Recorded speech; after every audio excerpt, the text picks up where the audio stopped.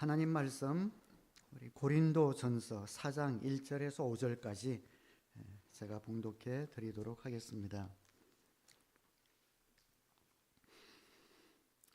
사람은 이와 같이 우리를 그리스도의 일꾼이요 하나님의 비밀을 맡은 관리인으로 보아야 합니다. 이런 경우에 관리인에게 요구하는 것은 신실성입니다. 내가 여러분에게서 심판을 받든지 세상 법정에서 심판을 받든지 나에게는 조금도 문제가 되지 않습니다. 그뿐만 아니라 나도 나 자신을 심판하지 않습니다. 나는 양심에 그리끼는 것이 없습니다. 그러나 이런 일로 내가 어렵게 된 것은 아닙니다. 나를 심판하시는 분은 주님이십니다. 그러므로 여러분은 주님께서 오실 때까지는 아무것도 미리 심판하지 마십시오. 주님께서는 어둠 속에 감추인 것들을 환히 나타내시며 마음속의 생각을 드러내실 것입니다. 그때에 사람마다 하나님으로부터 칭찬을 받을 것입니다. 아멘.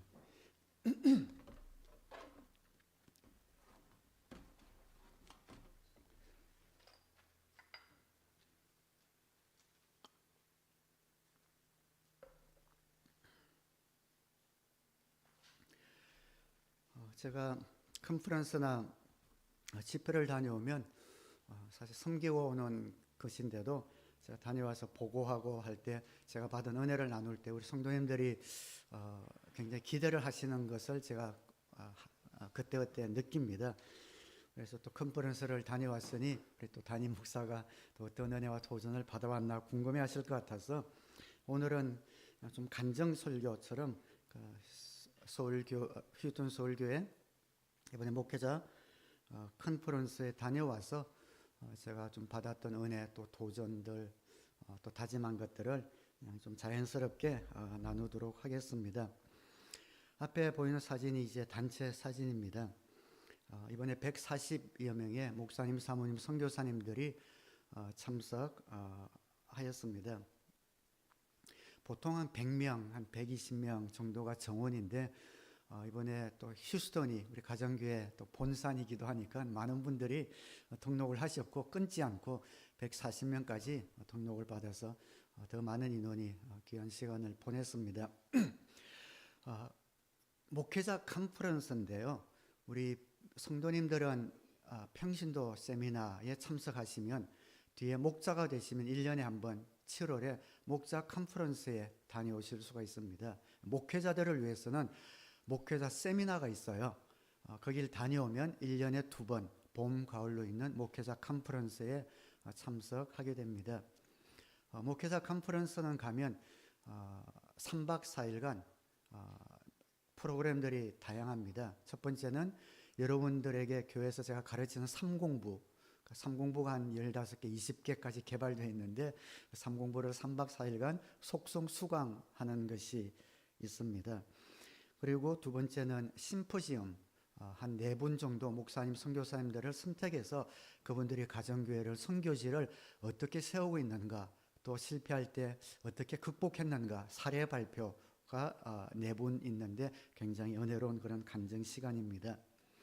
그리고 한 15개 정도로 소그룹, 5명에서 10명 정도로 소그룹을 만들어서 또 3번의 모임을 통해서 서로 가정교회를 세우면서 힘든 것도 나누고 기도도 하고 또 멘토링, 코칭도 받는 그런 귀한 시간이 있습니다.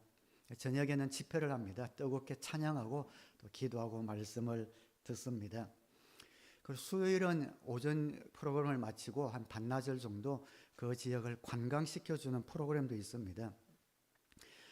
저희가 이제 밴쿠버에서 가니까 밴쿠버가 워낙 좋다 보니까 어딜 가도 뭐 밴쿠버보다 더 좋은 곳은 없다 이런 생각이 들지만 미국이나 또 특별히 선교지에서는 이런 관광할 시간도 없는 이런 목사님, 선교사님들이 많이 계셔요. 이분들은 반나절 동안에 그런 대접을 받고 또 귀한 기쁨의 시간을 가지게 되기도 합니다. 개회식 또 폐회식 예배를 통해서 은혜를 받지요. 가면 섬겨주는 분들의 사랑이 참 눈물겹습니다. 그 많은 분들을 아침 저녁으로 공항에서 교회로 라이드해 주시고 또 교회에서 숙소까지 아침 저녁으로 새벽과 밤늦게 아침 7시 반부터 8시부터 라이드가 시작이 되고 밤 10시에 마치면은 또 계속 라이드를 그렇게 해주는 모습들이 참 감동입니다. 식사도 정말 정성스럽게 섬겨줍니다. 우리 뒤에 사진 한번 볼까요? 예, 우리 휴스턴 교회 영어 회중에 거기 멈춰 주시고요. 모습인데 지금까지 컨퍼런스는 한옥권 한국 교회에서만 했었습니다. 지난 30년 넘게. 근데 올해 처음으로 휴스턴 서울교회는 한어 회중, 최영계 목사님 후임으로 이수환 목사님이 계신 한어 회중과 영어 회중, 신동일 목사님이 담임으로 계신 영어 회중 두 개가 있는데 우리 가정교회는 영어권, 한어권이 좀 특별합니다. 보통 교회에서는 한어권 교회가 주도가 되고 그 가운데 뭐 청년이든 학생이든 영어권이 있으면 EM 이렇게 부르잖아요. 뭐 English Ministry에서 EM이라고 부르는데 어쨌든 EM은 뭐 크든 작든 그 한어권 교회에 소속된 하나의 어떤 기관의 그런 의미로 있지만 휴스턴 서울교회 같은 경우는 한 교회 원 철치 투 콩그레게이션 한 지붕 두 교회 의미입니다. 그래서 휴스턴 서울교회는 한 지붕 아래에 한어 회중, 영어 회중이 동등하게 있는 그런 구조예요. 그래서 한어 회중 목사님은 담임 목사님이 계시고 영어 회중 담임 목사님이 계신데 그 중에서 숫자가 더 많은 쪽의 회중이 그 전체 담임 목사가 되는 그런 거예요. 그래서 영어 회중도 정말 마음을 다해서 그냥 기관이 아니라 그렇게 서포트하고 어느 쪽이든 숫자가 많은 쪽이 담임 목사가 되는 그런 구조를 갖고 있습니다. 휴스턴 서울교회는 영어 회중 목장이 한 130개 정도 되는데 영어 회중도 80개 정도가 지금 되고 있습니다. 그리고 거기는 하나뿐만 아니라 멀티컬처럴이에요. 그러니까 섬기는 분이 흑인, 거긴 또 히스톤이니까 멕시코랑 가까우니까 히스패닉 분들도 많이 계시고 중국 분들도 많이 계시고 베트남 분들, 몽골 온갖 인종에 모여서 예배를 드리고 있는 것이 New Life Fellowship NLF 영어 회중인데 그 영어 회중에서 처음으로 우리 한어 회중 목사님들을 이번에 섬긴 겁니다. 그래서 영어권이기 때문에 저는 갈 때 큰 기대를 많이 안 했거든요. 뭐 식사도 그냥 영어 회중이니까 좀 서양식으로 간단하게 나오려니 했는데 지금까지 제가 다닌 컨퍼런스 중에 그러니까 손가락 3번 안에 들 정도로 너무 잘 섬겨주셔서 시간마다 얼마나 감동을 받았는지 모릅니다. 저 장면은 셋째 날 저녁이 되면 하이라이트인데요. 그 교회에서 섬겨주신 목자 목녀님들이 전부 앞으로 이제 나오게 됩니다. 그분들을 위해서 모든 참석자들이 그분들이 무릎을 꿇고 앉으면 가서 축복 기도를 하는데 그때 전부 좀 눈물 받아야 되는 것 같아요. 3일간 그들이 섬긴 그런 모습들이 감동으로 남아있고 그들이 이제 뒤에서 쫙 앞으로 입장할 때 모든 목사님 사모님들이 자리에서 일어나 기립박수를 5분은 치는 것 같아요. 그 모습을 볼 때마다 우리가 천국에 들어갈 때 천군 천사가 우리를 그래 맞이하겠구나 그런 마음이 그때마다 들게 됩니다. 그 다음 사진 한번 볼까요? 뭐 식사는 너무 잘 나오죠. 그 다음 사진. 예. 뭐 갠데 대게를 저렇게 140명이 배불리 먹을 정도로 제가 개 킬러거든요. 얼마나 많이 먹고 왔습니다. 예, 그 다음 이렇게 시간마다 저렇게 식사를 대접하고 다음 사진요. 이분은 우리 목장에 과달라라 목장이 있는데 과달라라 멕시코 과달라라 지역에 선교하신 추기성 선교사님이세요. 우리 교회가 오랫동안 후원하고 있는 선교사님인데 컨퍼런스마다 빠지지 않고 옵니다. 이번에는 제가 과달라라 목장 선교비도 제가 받아서 가서 전달해드리고 그렇게 왔습니다. 그 다음에 저분이 영어 회중 담임 목사님인 신동일 목사님이세요. 62년생이신데 유머도 있으시고 정도 많으시고 얼마나 뜨겁게 목회를 잘하고 계시는지 모르겠습니다. 그 주택에서 폐회식 때 영상을 하나 만들었는데 우리 짧은 영상인데 제가 참석한 컨퍼런스가 어떤 모습인지 한번 영상 잠시 시청하고 제가 말씀 이어가도록 하겠습니다.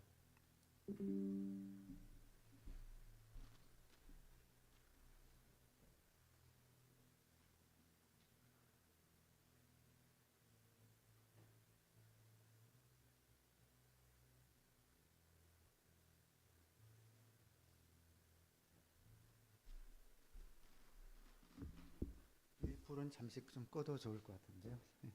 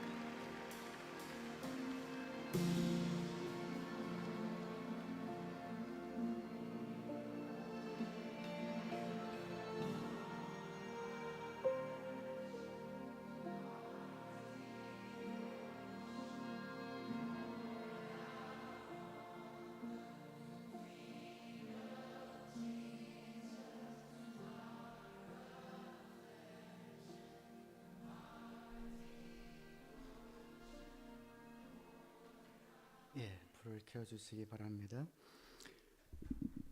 그래서 여러분 기도해 주시고 또 제가 잘 다녀올 수 있도록 또 서포트해 주셔서 가서 또 귀한 힘과 또 은혜 잘 받고 돌아왔습니다. 저는 경건의 삶 강의를 강의합니다. 과목이 많기 때문에 보통 한 과목당 10분에서 15분 정도 들어오셔서 하는데 그러니까 경건의 삶 속성 강의를 하는데 마치고 난 평가서를 이제 제출해요. 점수도 매기고 강사에 대해서 또 피드백도 썼는데 경건의 삶 받은 분들이 쓴 피드백을 제가 약간 좀 낯선 간지럽지만 소개를 잠시 하면은 강의를 통해 마음을 답답하게 했던 문제에 대한 답을 얻었습니다. 강사님이 차분하게 열정으로 전해주셔서 감사했습니다. 그리고 겸손하게 솔직하게 나눠주셔서 좋았습니다. 상황을 상상할 수 있을 만큼 세세한 강의가 좋았습니다. 덮여있던 부분들을 보게 된 기쁨이 있었습니다. 강사 목사님께서 차분하게 잘 인도해 주셨습니다. 경건의 삶에 꼭 맞는 강사님인 것 같습니다. 우리 교회에서 빨리 시행하고 싶다는 생각이 듭니다. 은혜와 친절, 감동이 있었습니다. 차분하고 진솔하게 강의해 주시고 경험하신 것을 확신 있게 전달해 주셔서 기대감을 가질 수 있었습니다.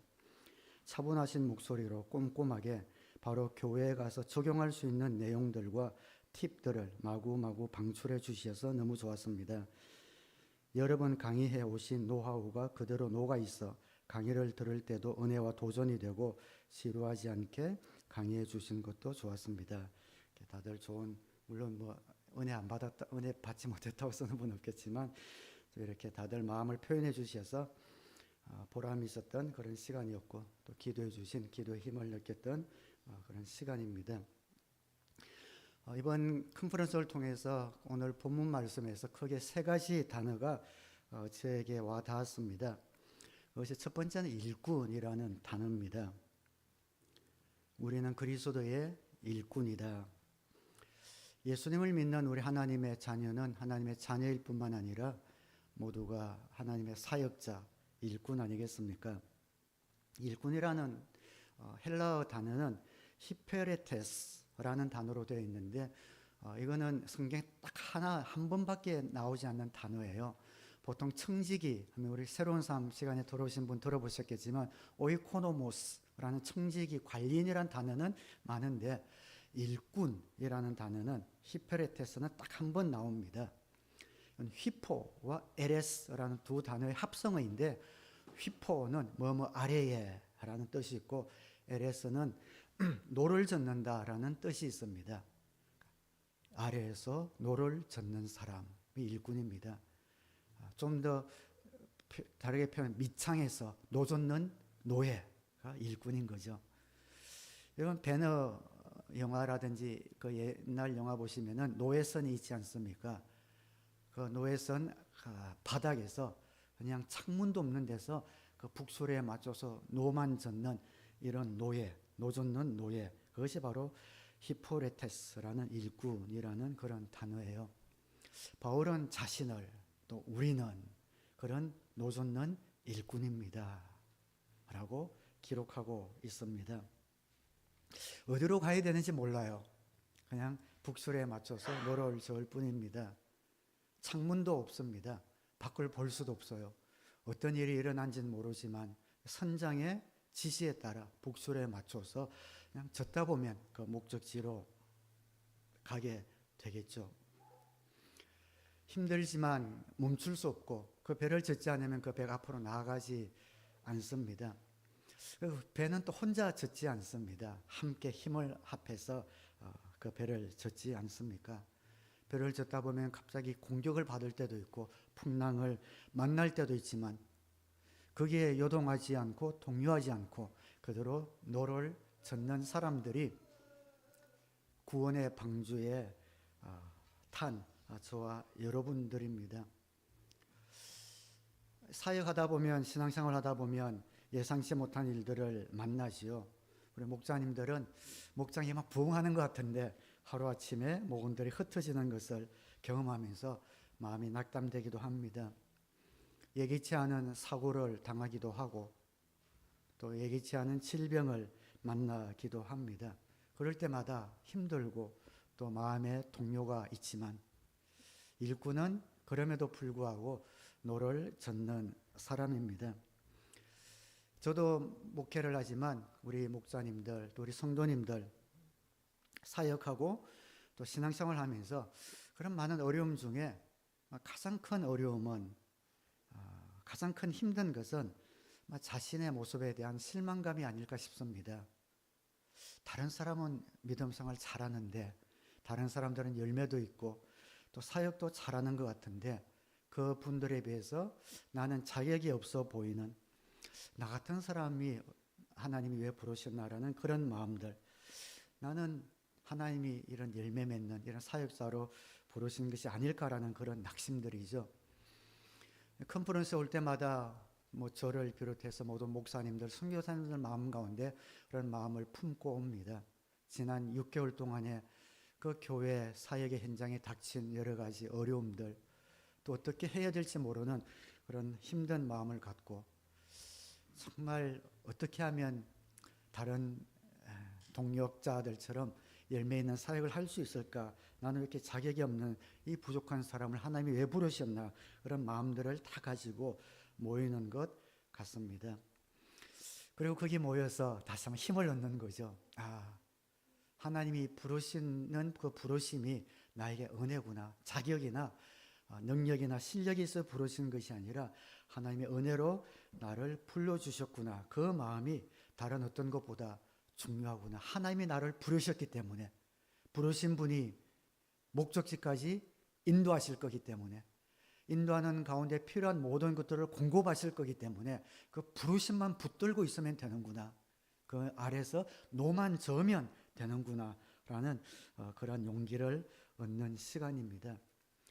자격 없는 나를 하나님이 부르시고 실망스러운 나를 놓지 않으시고 끝까지 인정해 주시고 사용해 주시는 그 사랑이 우리 사역과 삶의 그런 동기가 됩니다. 저도 그런 하나님의 부르심이 제 어떤 목회의 그런 큰 힘의 동기가 되고 있습니다. 하나님이 나를 그렇게 부르셨으니 우리 성도님들을 대할 때도 또 목자 목녀님들을 대할 때도 그 부르심의 은혜를 놓지 않으려고 합니다. 정말 부족한 연약한 나를 하나님이 불러서 목회하게 하시는데 어려운 가운데 있고 또 열매가 없고 또 흔들리지만 그럼에도 불구하고 하나님이 불러서 사용하고 있는 성도님들, 목자 목님들 한 분 한 분을 볼 때에 하나님의 부르심이 끝내 승리하실 것을 믿고 또 기도하며 기다리며 함께 가려고 합니다. 사역자의 능력은 사역자의 자격이 아닙니다. 사역의 열매나 결과가 저와 여러분의 기준이 아닙니다. 하나님의 부르심, 일꾼으로 부르신 그 부르심이 우리의 자격입니다. 하나님의 저와 여러분 한 분 한 분을 부르셨습니다. 나의 약함, 나의 부족함으로 자격이 없다고 생각하지 않고 하나님이 나를 불러주시고 노를 젓게 하셨지만 보이지 않지만 그 노를 저을 때에 하나님이 목적하셨던 그런 목적지까지 인도하실 것을 믿고 그 부르심에 합당한 그 부르신 그 자리에 서서 최선을 다하는 그런 모습만 갖추면 되겠다. 이런 마음을 갖고 다시 다짐하는 그런 시간이었습니다. 두 번째 단어는 오늘 설교 제목이기도 한데 신실성입니다. faithful. 신실성은 무슨 의미인지 잘 아시죠? 변함없는 것, 우직함, 충직함, 충성, 요동하지 않는 것, 항상 그 자리를 지키는 것, 그것이 신실함입니다. 하나님이 이것 하나 보십니다. 하나님이 우리를 불러서 하나님이 하시고 싶은 일이 있는데 가장 우선적이고 중요하게 보시는 것이 신실성이라고 생각합니다. 우직한 것, 충성스러운 것, 변함없는 것, 한번 맡기면 끝까지 책임지는 것, 감정에 좌우되지 않는 것, 기분에 좌우되지 않는 것, 상황에 좌우되지 않는 것, 더 나아가서 내 건강에 좌우되지 않는 것, 어떠한 것이 나에게 닥쳐와도 그 자리를 하나님이 말씀하시기 전까지는 지키는 것, 이것이 바로 신실성입니다. 저는 하나님이 저에게 신실성을 요구하는 것이 얼마나 감사한지 모릅니다. 저를 목회자로 종으로 불러주셨을 때 저에게 능력을 요구하셨다면 저는 자신이 없었을 겁니다. 저에게 열매를 요구하셨다면 자신 없었을 겁니다. 이 정도 능력은 돼야 돼. 너가 목회하면 10년 안에는 이런 열매를 맺고 20년째는 이런 열매를 맺어야 돼 하셨다면 주춤했을 겁니다. 근데 하나님은 그것 요구하지 않으셨습니다. 신실함, 그거 하나면 된다.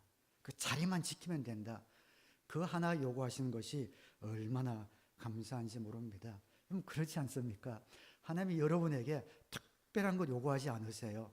하나님의 나라를 이루는 데 있어서 여러분의 능력과 자질과 좋은 성품과 어떤 열매를 요구하지 않으십니다.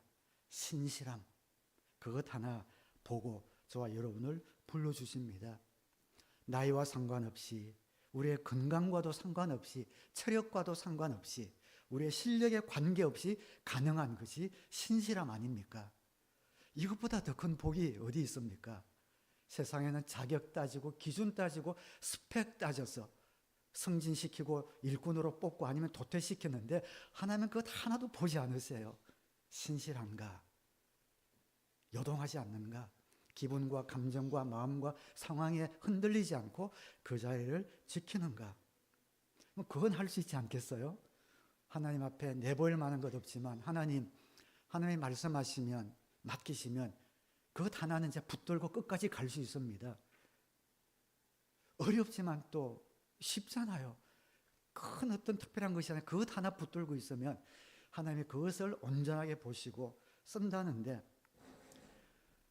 우리는 하나님이 마치 더 좋은 스펙을 요구하는 것처럼, 나에겐 그것이 없어서 쓰임 받지 못하는 것처럼 일꾼해지지 못한다고 주춤하고 내 기분이 내키면 일하고 그렇지 않으면 안 하고, 그래서 하나님께서 마음에 안정감을 가져다 드리지 못하는 것은 아닌가 생각이 듭니다. 저도 특별한 능력, 특별한 자질은 없지만 좀 꾸준한 거는 있는 것 같아요. 오죽 했으면 30년 동안 한 교회에 있겠습니까? 그래서 한 30년간 한 교회에서 오라는 사람도 없고 가라는 사람도 없었어. 30년간 한 교회에서 사역을 하고 있습니다. 우리 묵상방, 감사 나눔방도 그렇습니다.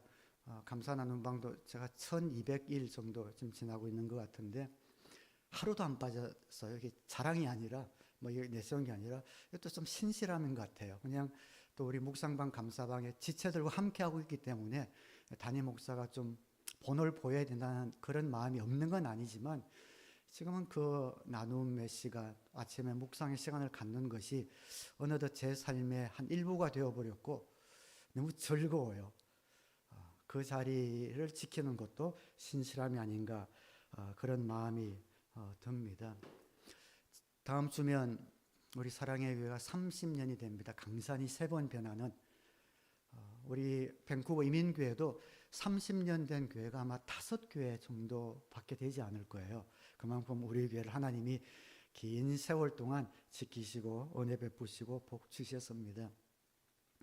제가 사랑의 교회가 개척되고 4, 5개월 뒤에 합류한 것 같습니다. 아이들 전도사로 합류했는데, 지금 여기 우리 교회에 앉아 계신 분들 중에 저보다 먼저 사랑의 교회에 오신 분은 우리 조영국 집사님, 박영순 목녀님, 또 이상호 형제님, 최경희 자매님이세요.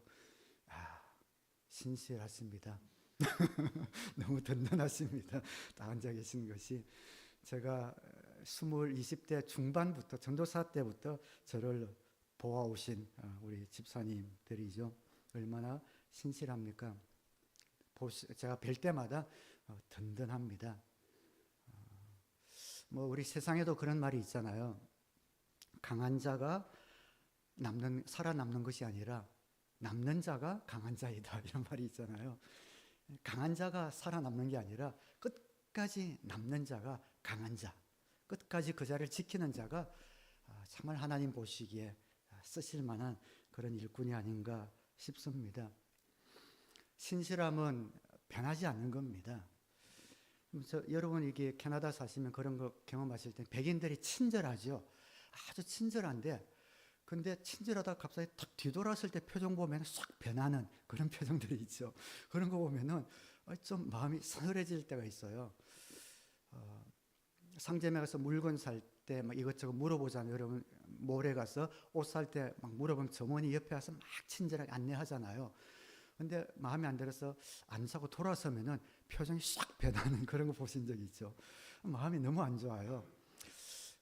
좀 그럼에도 불구하고 친절한 표정을 그대로 갖고 있으면 다음에 와서 또 그 점원도 찾기도 할 텐데, 그냥 그 성과, 어떤 그런 것 하나에 표정이 막 바뀌는 걸 볼 때에 마음도 안 좋고, 어쨌든 좀 저 사람은 어느 상황에서든지 그럴 것 같다, 이런 마음이 좀 들어요.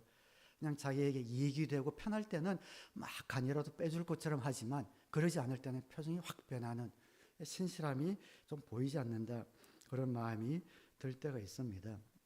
식당에 가서 밥 먹을 때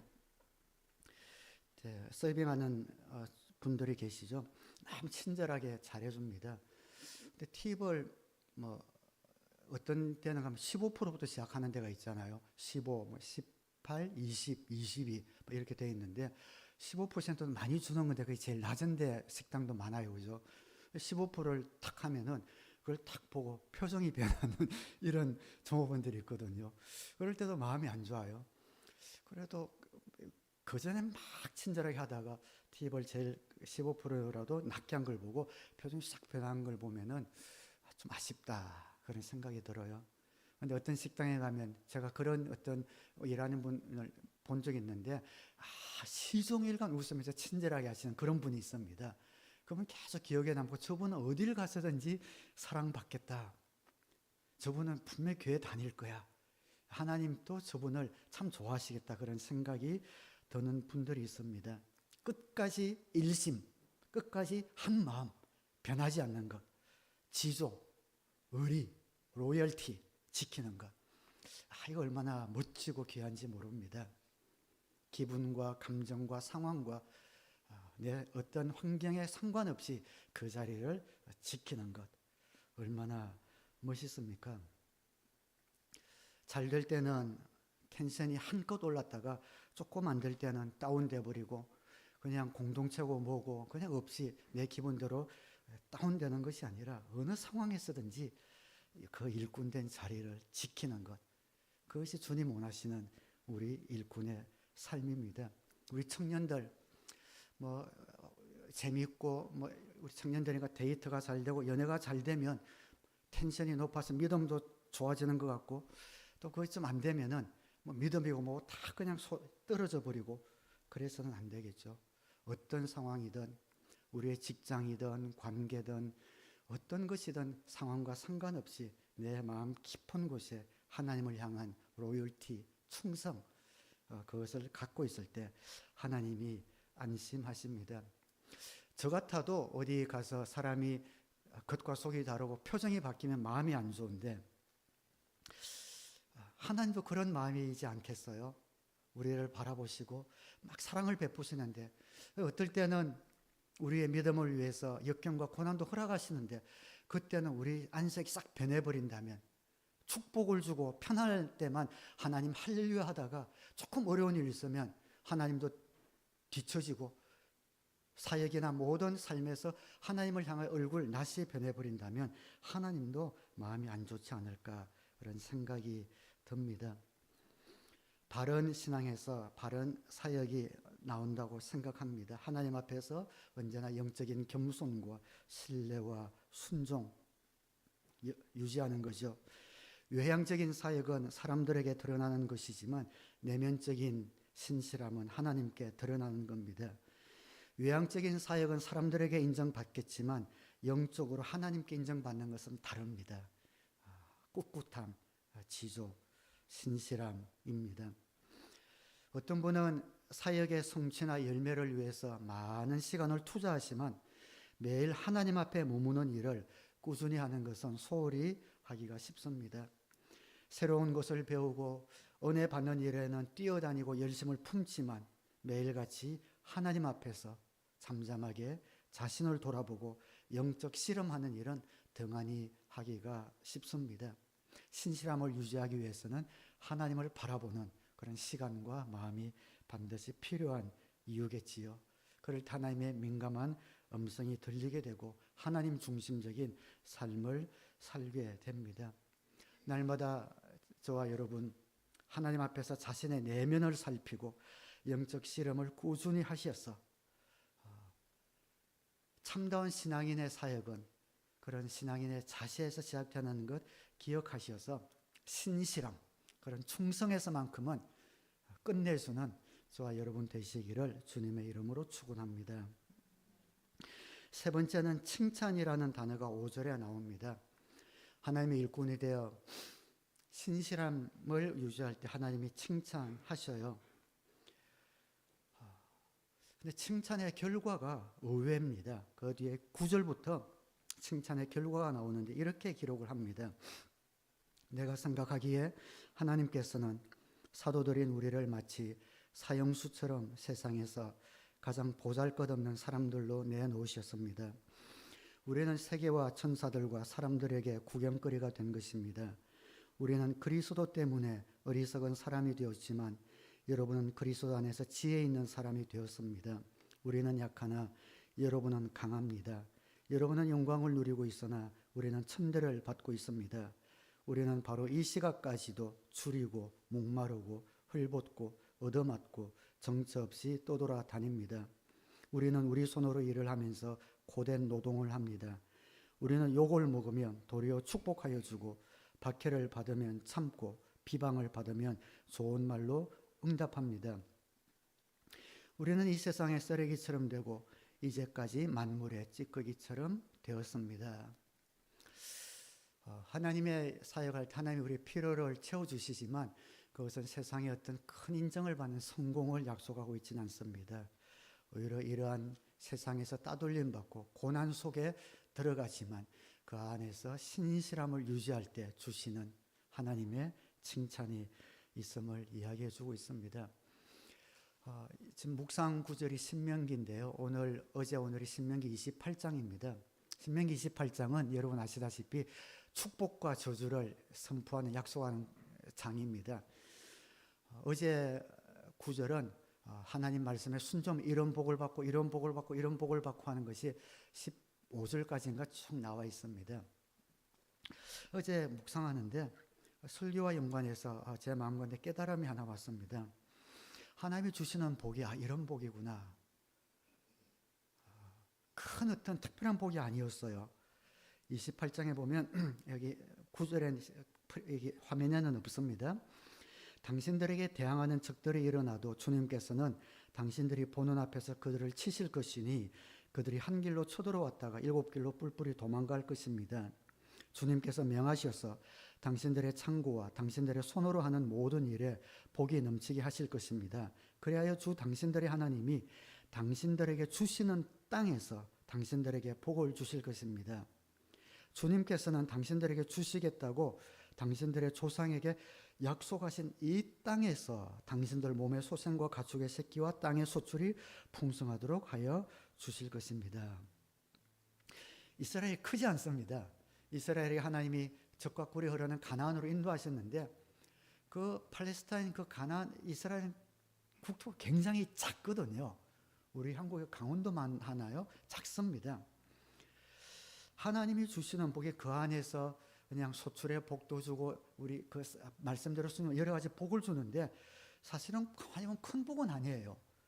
이스라엘은 가나안 땅에서 차지할 땅의 경계가 처음부터 정해져 있었고 순종할수록 그 땅의 경계가 넓어진다든지 순종할수록 다른 나라를 정복해서 제국이 된다든지 이런 약속을 해준 곳이 없습니다. 다만 순종해야 겨우 약속한 땅을 얻을 수 있는데 그 땅마저도 넓지 않습니다. 그러나 이스라엘 백성이 살기에는 충분한 거예요. 그 땅에서 하나님 말씀 붙들고 살아가면은 그 안에서 뭐 큰 어떤 영광이나 번영이나 딴 나라처럼 큰 국토를 약속은 하지 않았지만 그 안에서 하나님이 주시는 모든 복을 누릴 수 있는 그런 복을 이스라엘에게 주신 것을 보면서 하나님이 하나님의 사역자로 일꾼으로 신실하게 살고 있는 우리에게 주시는 복은 옛날 십자군 전쟁에 나갔던 잘못된 크리스찬들처럼 다른 나라를 정복하고 넓어지는 그런 복이 아니라 우리에게 주시는 그 경계선 안에서 말씀을 순종하며 살아갈 때에 복의 근원이 되고 다른 모든 민족이 바라보면서 하나님을 믿고 살아가는 사람들의 모습이 어떠한지를 그 복을 흘려받는 복의 통로로 삼으시고 그 안에서 전쟁도 있고 외적의 침입도 있고 흉년도 있겠지만 우리의 삶을 주님께서 책임져 주시는 안전하고 견고한 나라로 우리를 보여주시겠다라는 그런 약속이 있었던 거예요.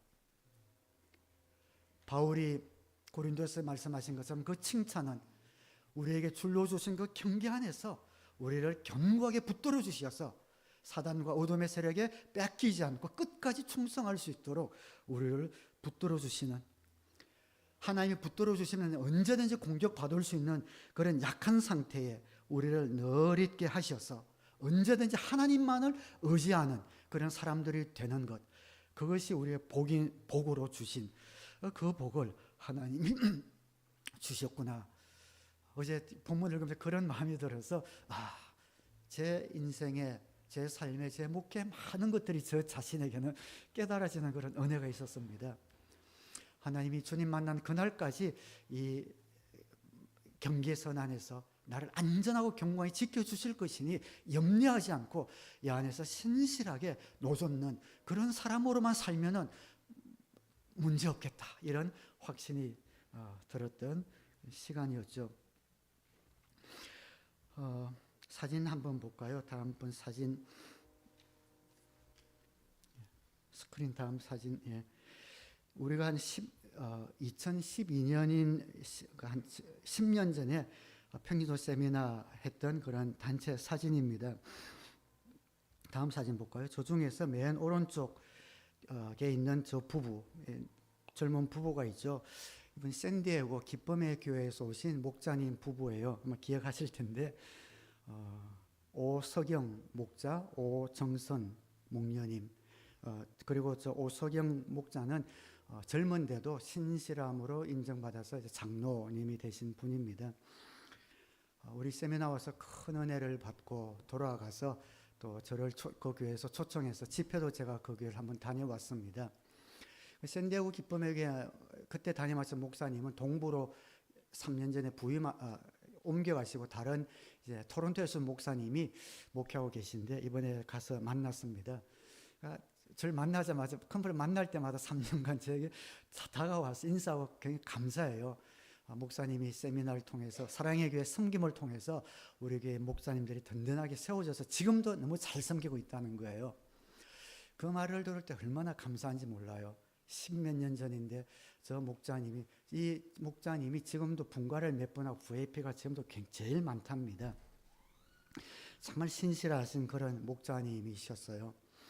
그리고 이 교회 장로님이 그때 한 분 계셨는데 연세가 좀 되셨는데 이 교회가 큰 교회가 아니거든요. 20-30명 성도, 큰 교회가 아닙니다. 그럼에도 불구하고 꿋꿋이 그 교회에서 그 장로님 오세현 장로님이시라는 분인데 너무 인자하신 분이셨어요. 집회 가서 만난 분인데 그분 잘 계십니까? 지금도 너무 잘 계신다는 거예요. 근데 이번에 갔을 때 조금 가슴 아픈 소식을 들었습니다. 오세현 장로님이 암이 발견이 된 폐암이 걸렸는데 그 말기 발견이 되셨대요. 몸이 굉장히 안 좋으신데 다음 사진 한번 볼까요? 지난달에 있었던 주의 만찬 성만찬인데 왼쪽에 계신 분이 장로님이세요. 오세현 장로님인데 항암 치료를 하시면서 머리를 다 이제 미신 거죠. 그 옆에 있는 분이 아까 우리 교회 왔던 오석영 목자입니다. 장로죠. 두 분이 만찬위원인데 그 오석영 목자가 불과 2주 전인데 오세현 장로님 머리를 다 미신 것을 보고 자기도 머리를 밀어버렸답니다. 같이 만찬위원으로 이렇게 서게 된 다음 사진 볼까요? 좀 더 가까이 하는데 앞에 설 때 그 장로님을 위해서 오수경 젊은 저 목자도 머리를 다 밀고 함께 만찬위원회 섰는데 그 목사님 말씀은 그날 온 교인이 이제 눈물바다가 되었다 그런 이야기를 해주시는데 저도 얼마나 마음이 울컥한지 또 저 두 분을 사랑하고 또 잘 아는 분이기 때문에 찡하면서 너무 감동이 됐습니다. 특별히 또 오석영 목자 참 신실하다 이런 마음이 들었습니다. 그때 와서 목자로 헌신하여 10년이 넘게 꾸준하게 섬기며 한 교회에서 지체된 사랑하는 동력자의 아픔에 함께 참여하는 저 모습을 보면서 컨퍼런스 가서 제가 울컥했던 적이 한 3번 정도 했는데 그 중에 한 번이 이때였습니다. 눈물이 막 나오려고 하는 걸 억지로 참았던 적이 있습니다. 이 땅에서의 삶은 다 거기서 거기 아니겠습니까? 고난도 있고 역경도 있고 예기치 못한 사고도 만나고 질병도 만나지만 그러나 함께 가는 신실한 동역자가 있고 흔들리지 않고 요동하지 않는 그런 신실함이 있을 때 주께서 줄로 재워주신 그 안에서 주님 만나는 그날까지 가는 것, 그것이 바로 faithful, 우리의 충성의 여정이라고 생각합니다. 이제 하나님께서 우리 사랑의 교회를 지난 30년간 인도해 주셨고 충성되게 신실하게 자리를 지켜오시고 사역을 감당해 주신 우리 목자 목녀님들, 또 우리 사랑하는 성도님들께 감사하며 또 도전의 말씀을 또 드립니다. 뭐 이제 30년 후면 짧은 잠시 잠깐 후에 주님을 만날 터인데, 그때까지 신실함 하나에서만큼은 흔들리지 않고 여러분에게 주신 그 자리를 꼭 지켜서 하나님이 마음 놓고 쓰실 수 있고 맡길 수 있는 그러한 자녀, 그러한 우리 사랑의 교회가 되기를 우리 주님의 이름으로 축원합니다. 그럴 때 우리에게 주시는 하나님의 말씀이 고린도후서 6장 8절에서 10절이라고 생각합니다. 지금 조금 이따 우리가 부를 성도의 노래라는 찬양인데요. 9절 한번 볼까요? 고린도후서 6장 8절. 그 사진 바로 앞에 있죠. 예. 우리 함께 8, 9, 10절 함께 합독하도록 하겠습니다. 우리는 속이는 사람 같으나 진실하고 이름 없는 사람 같으나 유명하고 죽는 사람 같으나 보십시오 살아 있습니다. 징벌을 받는 사람 같으나 죽임을 당한 데까지는 이르지 않고 근심하는 사람 같으나 항상 기뻐하고 가난한 사람 같으나 많은 사람을 부유하게 하고 아무것도 가지지 않은 사람 같으나 모든 것을 가진 사람입니다.